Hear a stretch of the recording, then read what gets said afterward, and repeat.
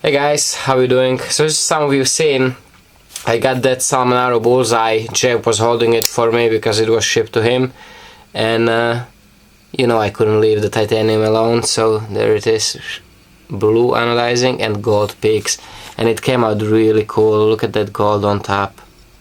It's really neat. I like it. I like it so much more now with that just a little work, little anodizing job. It transforms the whole knife pretty much. Knife, if you see the guys that got it before me, you pretty much know all the ups and downs of it. The lug was sticky. Jeff carbonized it. That fixed it. It's still rock solid. It's not sticky. I can flick it as hard as I want, so that's good. The tolerances on the pivot are really bad. If I loosen it to the point where I can actually easily flick it open, like readily, without having to try really hard, the blade goes over so far that it's actually rubbing against the scale inside of this side of scale. Now it's actually tight to the point where I can barely flick it open. I have to really try hard, and it's still really far over to that one side. Doesn't look like much on the video, but it actually is pretty far up this way. Still gotta see, you know, gotta carry a little more, see if I really like it. It's big. It's really big knife for my regular use, but I just love it. I always liked Salmonaro, one of my favorite knife makers. It's just such a beautiful knife. One day I want to have the mini Bullseye like Sebastian had. Definitely like one of my girl knives. I just love it, you know. It's not, again, kind of funny. I'm not a big on recurve when you're talking pocket knives. Recurve, stanto, hollow grind. It has everything what I'm not big into in the knives, but you know, the knife just has something, the cool factor and the looks that really gets me. You know, it's a beautiful, beautiful knife, I think. So we'll see how it goes. Would I recommend it? I don't know. I guess only if you're really buying a knife. You know, you can have so many good knives for that kind of money. You're really gonna buy this knife only if you really love the looks. Really love the looks. You like the maker, the designer, and that's about it, I think. Still, you know, for what you're getting actually in the knife world, the two heavily sculpted titanium scales, really nice finish on the blade with complicated grinds. It's a fair price, I gotta be honest. It is. But you know, it's Walker, so you get good pieces, you have bad pieces. Another thing I got in the mail was actually a knife to test from a friend of mine, Dave, D-Bear. He sent me this to check this out, and this is a knife that I was actually on my want to get list for a very long time, ever since I, you know, kind of heard about Dan Keffeler. This is like a flagship. Dan Keffeler is a knife maker who makes that wakizashi, the one I really like so much lately, have so much fun with it. So he's the maker. This is kind of like his flagship knife, Silverback. It's a big chopper. Now this thing, it might not look that long. It's not that long, but it is a beast. It's such a majestic looking knife, I gotta say.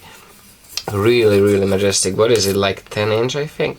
11 inch blade, pretty much. Yeah, 11 inch blade. Really thick. Looks like, I don't know, 5/16 or 3/8. 5/16 probably, yeah, 5/16. Feels very light in the hand actually for how big it is, because it has really high full grind. Comes to fairly thin edge for such a beast. Very nice side and finish again, like he does it on that horizontal grinder. Nice, looks like bluing or some kind of patina on the flats. Dan has to have really big hands, because I noticed this one and also the Sasquatch are really big. I feel really safe only up front in the choke up grip. When I go back for chopping, like power chopping, it really gets really wide and I can barely grab it. So he just has to have really big hands, or the knives have to be like, sometimes he does like custom orders, like he will talk about the handle design, handle thickness, how big your hands are and stuff like that. So it was probably made for big guys, not little tiny guys like I am. So, but I cannot wait to test this out, because it feels like really good knife for the size and weight. It feels like it should be really good machine, and we'll see. So thank you, Dave, for letting me test that. I'm really excited about that. And the main thing of the video is A lot of you guys seen this and liked it. It is really nice knife. I really like how it came out, and I was super happy about it. So I had little time today, actually a lot of time, and I decided to try to one-up it, you know, try to do something in the same type, but maybe even a little nicer, you know, do that one step up. Really took my time with it. It is hard to do this thing, this looking grind with that grinder that I have. It's really frustrating if you don't have the variable control, and you have to pay attention to how you do it exactly. Water cooling, make sure you don't burn the steel, make sure you don't over travel. So to do this really is not much of a fun. That's why you don't see me do this very often. But I think I did the fair competition for this one in a matter of, you know, fit and finish and prettiness. So this time I did the mini Rhino, changed it up a little bit, did this a little deeper than they normally are, and upswept the blade a little tiny bit more, but really just a tiny fraction bit up. You have very nice flat, kind of like a hand drop but on machine, side and finish this way, horizontal on the flats, and very fine, very precise side and finish, like very nice side and finish on the regular grind. It's almost perfect on both sides. If you notice, this one has that kind of nice curve to it, like a blade does. This one doesn't. It's more of a straight line here. So that's the only thing what didn't, you know, pin out perfectly. Very happy with the handles too. Lightning strike carbon fiber, the regular one, the bronze wire inside, and then you have the Sunspot Curinite liner. And I think I like this a lot. You guys know that I like orange, and this is that kind of orange, reddish, yellowish color. And I think that the regular lightning strike with the brass goes well with it, you know, because your brass is, you know, that same kind of color, orangish, and it works well. Nice ricasso on this one. The sharpening notch is there, like pretty much like mirror polish and contoured. The corners are knocked off here, like every little detail I could think of on the knives, I try to do it here perfect. Not the rounded spine, but knocked off the corners on the spine, so it looks like a little switch that comes to pretty much perfect tip up there, up front, you see there. So it starts off, you know, from like a 0. You know, if you can make it up, so it starts off in the zeros here, and then gets wider to that tip where it meets pretty much meets on the tip. Do you see it there? I can't, because it's already sharp and I can't lay it against my hand. It is really sharp. So very happy about this one. I really like this. If I were to pick, I honestly don't know, man. At this point, I think I like this better, the new one, but it would be really hard to pick. I don't know why. I think I just like it better because I am more for you know, orange is a little better color for me than green, and I think maybe just because of this it looks a little more interesting because of the design of the front of the handle rather than just regular plain, you know, round.